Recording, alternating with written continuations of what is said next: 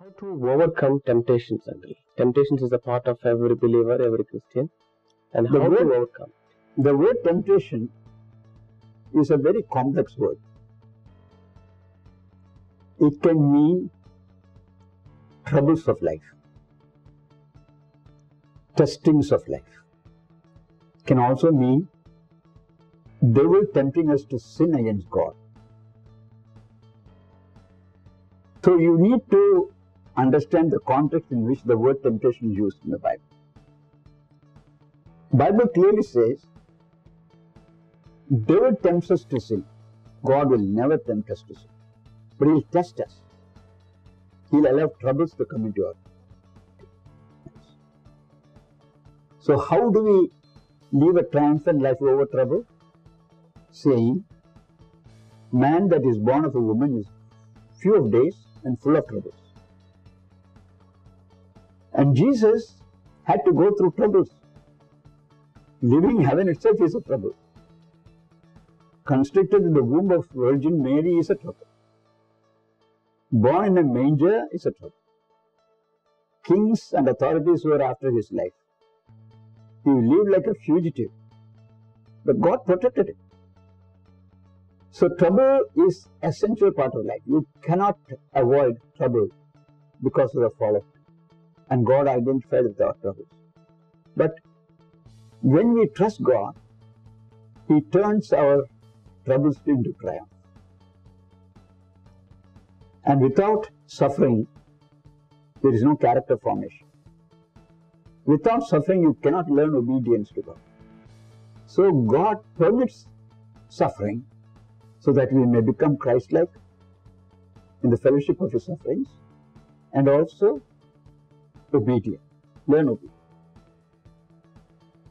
So you find yourself, you are not sovereign. You are in trouble. So you need to learn how to face trouble through faith in Christ. The second question is, how do I overcome the temptation to commit evil deeds against God? How do I overcome temptation to sin? Temptation is not a sin. Yielding to temptation is. The first step to overcome temptation is recognize this is from the devil to commit a sin against God. Recognize. Don't forget. Devil is after you in unbelief. Obey him and disobey God. Devil wants to be self-centered, not God-centered. Recognize it. This is temptation. 99% problem is to solve. A good diagnosis is 99% healing. Same way. Once you recognize this is temptation, you know how to deal with it. There is a biblical principle in Romans chapter 6, especially that section. Chapter 5 talks about peace. Chapter 6 gives the promise. Chapter 7 talks about the problem. Chapter 8 talks about the power. But in chapter 6 of Romans, we have the secret how to overcome temptation.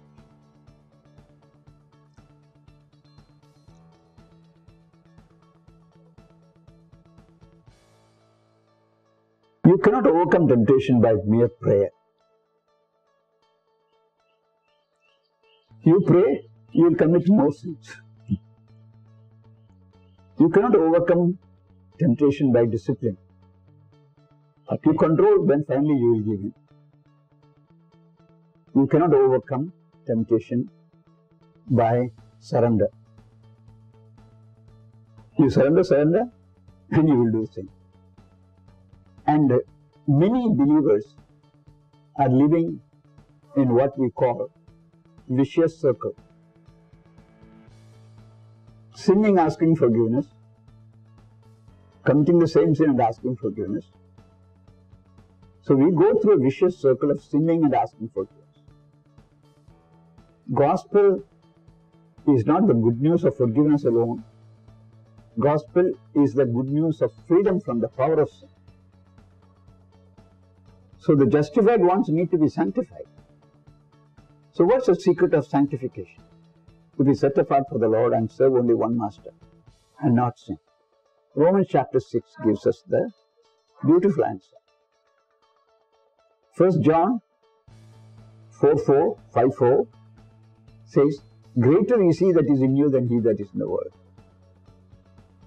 And this is the victory that will overcome the world, even your faith. We don't have faith in faith. We have faith in the Son of God who loved us. A man who has faith in his faith is like a fool who throws the anchor inside the ship when the storm rages. You don't do it. You throw it into the seabed. Then the ship is stable in spite of the storm. So our faith is in the Lord Jesus.